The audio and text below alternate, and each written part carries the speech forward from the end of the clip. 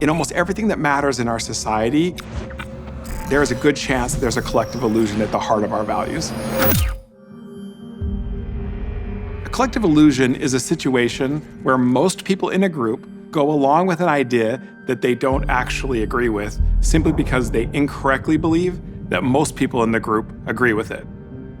Why we're so afraid to deviate from our groups is an evolutionary holdover where it is in fact dangerous to be ostracized from the group. For as important as conformity is to us as human beings, it turns out we're actually not terribly good at estimating group consensus. Your brain assumes that the loudest voices, repeated the most often, are the majority. And so we can get duped by a vocal fringe into believing that that is the majority. And as soon as that happens, our conformity bias can be weaponized into leading us to adopt beliefs that the majority never actually held. And as a result, we get these collective illusions that become reality.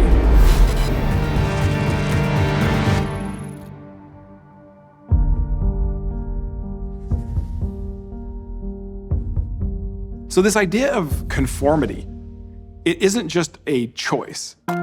Every one of us as human beings is hardwired to prefer to be with our group. Human beings are not lone wolves. We're a pack species. On trials, when we deviated from the group, it triggered what scientists call an error signal. This cascading signal across your brain that is literally meant to short-circuit everything else to tell you something is fundamentally wrong and you should pay attention. If you deviate from your group, you are actually punished. This conformity bias, sometimes it's been used for benevolent ends, right? One of my favorite examples of that comes from the story of the Bogota mimes. Bogota historically has had a lot of disobeying like traffic rules. Everybody jaywalks, nobody stops at lights. Several years ago, they got a new mayor who realized there was a problem and realized that you couldn't just continue to punish them with corrupt cops issuing tickets and getting bribes. He hired a bunch of out-of-work mimes, like clowns, and he put them at intersections all over the city. They have no power to imprison you, no power to write a ticket. All they did was every time they saw someone jaywalk, they would just point it out. They would publicly shame them as mimes. And it turned out that this public shaming had a massive effect. It had a significant reduction of traffic accidents and even deaths. I think it's a funny story. What I don't like about it is I'm not a huge fan of public shaming for any reason, but it does speak to the fact that this is such a hardwired, powerful force for human beings. But sometimes the group isn't correct. There's nothing magical about group consensus that guarantees that it is a fact. It can just literally be consensus because no one's ever challenged it. It may be a collective illusion.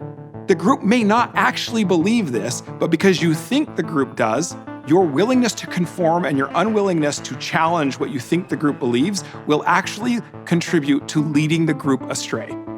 In fact, history is littered with examples of groups erring in massive ways, and there's an enormous cost socially. In the 60s, a majority of whites in the South no longer approved of segregation. They wanted desegregation and integration. However, they were fully convinced that most white Southerners still favored segregation. In other words, they were under this collective illusion, right? And because nobody was willing to challenge the belonging to their group, we allowed segregation to continue for many years because we were behaving in ways that were no longer consistent with our values. We are now in an environment where free expression, the ability to disagree openly, is under such threat by a vocal fringe that recognizes that the only way that they can get their way is to convince you that the majority believes something they don't, and allow conformity bias to do the rest of the work. The cost to you of giving up your private values in the name of conformity is that you may actually come to believe the very thing that you don't agree with right now. We have to create the space that protects differences of opinion, that allows respectful disagreement in ways that are productive. How many illusions get punctured almost overnight when we realize, despite our differences, we have common ground as well.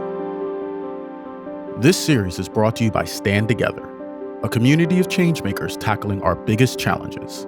And to learn more about how you can partner with Stand Together, visit standtogether.org.